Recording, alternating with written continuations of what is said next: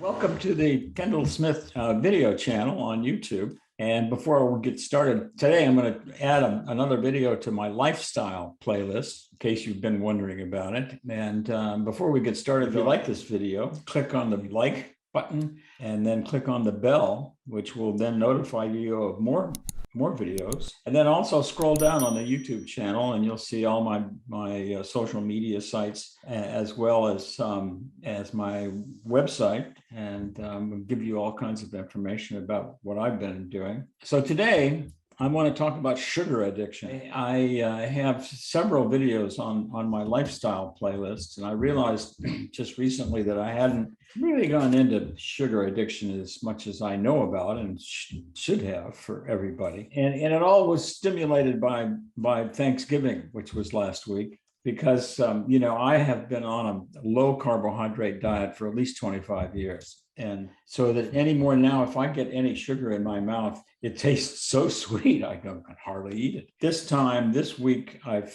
fell off the wagon on Thanksgiving because we made a typical Thanksgiving dinner with mashed potatoes and stuffing, bread stuffing, and all that stuff, and whatever else. And I did all right through the dinner. I didn't overeat, and I just tasted the stuffing, and I didn't have any mashed potatoes. But then and the next day, then everybody was so full we couldn't eat the pumpkin pie, which was fine with me. So we didn't eat the pumpkin pie until the next day. And then in the next day, I had a piece of pumpkin pie, and I thought I couldn't eat that fast enough. I just scarfed it down. And the more bites I took, the more bites I wanted to take. And so that's what sugar addiction is, really.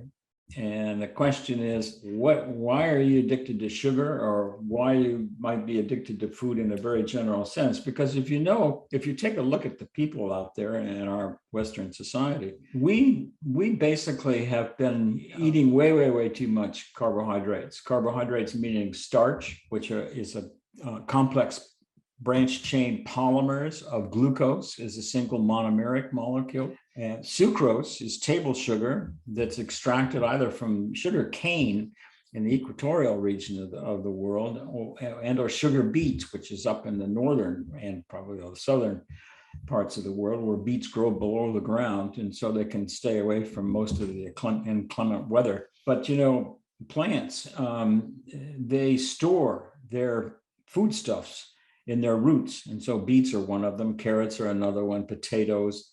All of those plants are just, all their roots are really crammed full of starch. The thing about the carbohydrate content of food in our society is quite interesting. So it's really only been in the past 5,000 years in terms of the total history of the earth that human beings have been able to consume very much carbohydrate. And that happened when the Industrial Revolution occurred, say beginning about 5,000 years ago. And it took place in the Nile River Valley and then the Tigris and Euphrates, in which there's sort of an arc there that's called the Levant. And that was because there was enough water from the rivers and that would periodically flood every spring and so forth, and also a lot of sunshine. And so that was very conducive to growing wheat and other grains. And that was really the first time that humans had available to them enough foodstuff so that they weren't really mostly starving most of the time. When they were, they evolved over millennia. Their cellular makeup evolved so that they would store whatever they took in. They'd either burn it right away for energy to stay alive. And if they took in anything in excess, it was stored. And when it gets stored, it's stored as fat, no matter how it comes in, whether it's a sugar or starch, a carbohydrate, or whether it's a protein, or whether it's a fat. If you take in excess over what you need for your immediate energy needs, that's stored.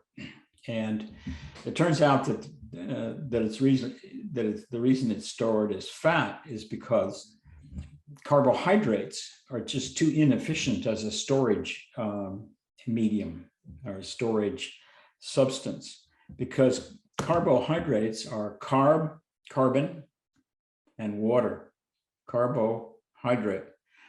And so that when you have a starch molecule, say that it's been coming from the carrot or the beet or from the potatoes or from pasta or from bread, that in that process, the carbohydrate is stored for the most part without water, so that when we ingest it into our GI tract, immediately the enzymes and the digestive juices start breaking down that starch into individual glucose molecules, which then are small enough so that they can be absorbed through the mucosa of the intestine.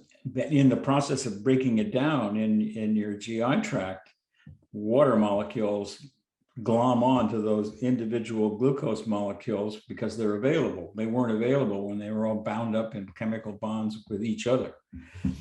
And when that happens, the size of the carbohydrate molecule increases sixfold in your stomach. So that's what happened over Thanksgiving, because several of the people that were with us, they went back for second helpings, and then and they really ate, and I'll get into how they ate in a little bit. But afterwards, they were miserable. You feel okay when you're eating and when you're and so forth, but then the water molecules glom on to the carbohydrate molecules, and everything swells up, and that's why you feel the way you do. So essentially, the reason people do that is just like me and my pumpkin pie, is because they're addicted to food. And you wonder why, how people in our Western world now and developed, so-called developed world, there are so many people who are overweight and obese. As many as 30-40% of people are overweight, and then another 30% are obese. So that's 60-70% of the total adults in our country. And the reason is because they have their eating mechanism all out of whack because of sugar addiction. So if you look up addiction in the dictionary, and this is very, very important, how it's defined is that an addict is physically and mentally dependent on a substance and unable to stop taking it without experiencing adverse events, being miserable for one reason or another. And I don't know whether if you've been a smoker or known any smokers, nicotine is addicting. So hard drugs, heroin, morphine, and codeine, and so forth, are addicting. Nicotine is addicting. Alcohol is addicting, and food is addicting. And the one molecule in food that is addictive is sugar. And sugar is the lay term for table sugar, which is extracted from the sugar cane plant and or the beet. And sugar is comprised not of a big interlaced polymer of glucose molecules.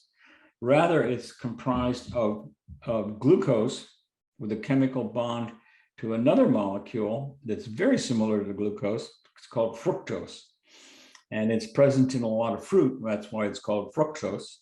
The thing about fructose is that it makes sucrose, table sugar, sweet.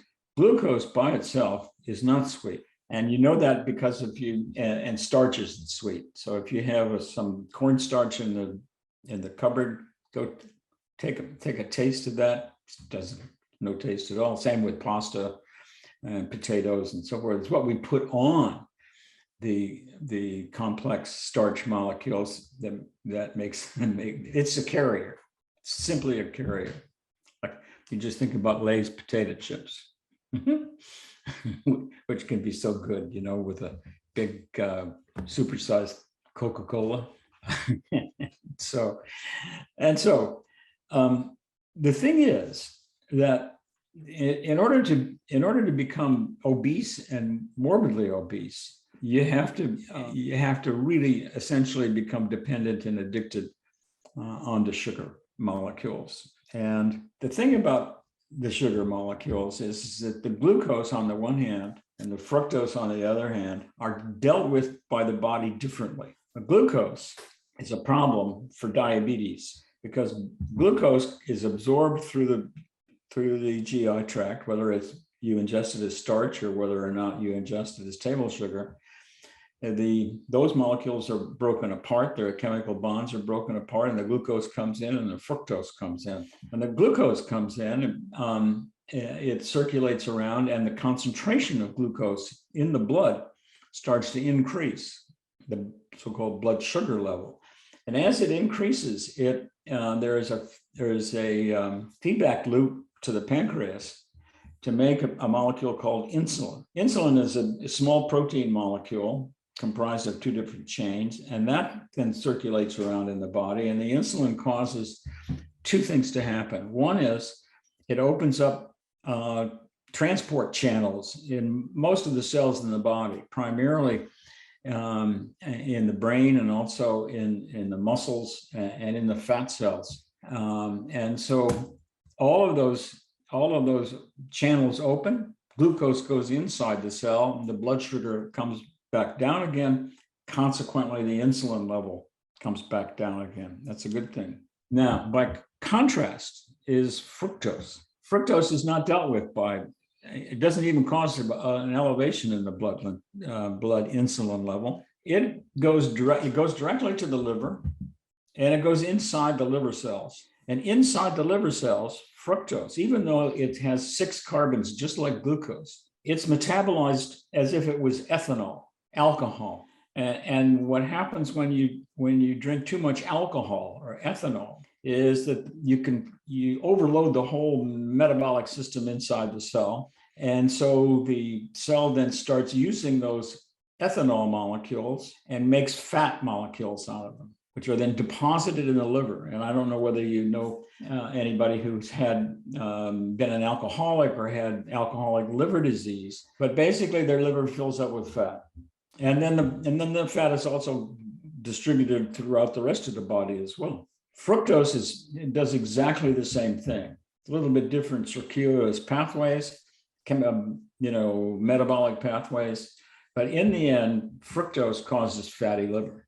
The other thing that fructose does when it circulates around in the body is that it stimulates the pleasure areas of our brain, makes us transiently feel wonderful. But in the process of feeling so good, that's